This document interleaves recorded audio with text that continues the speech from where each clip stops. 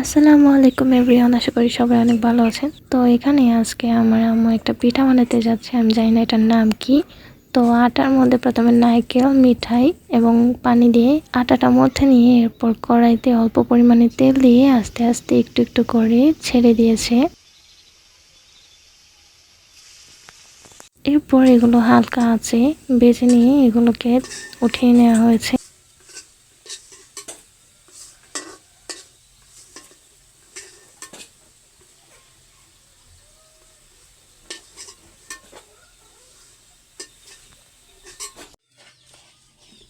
পিঠাগুলো খেতে অনেক মজাদার হয়েছে।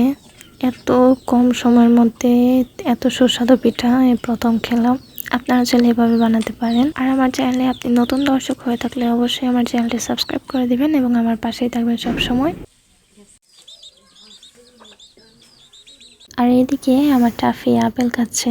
ও আপেল খেতে অনেক পছন্দ করে। ওকে মাঝে মাঝে একটা আপেল দেওয়া হয়, ওইটাও 2-3 দিন ধরেই খেতে থাকে। একটা আপেল একদিনে শেষ করতে পারে না। আর বাকি আপেলগুলো আমি ভিজিয়ে রেখেছি, ওগুলো কেটে আমি খাবো।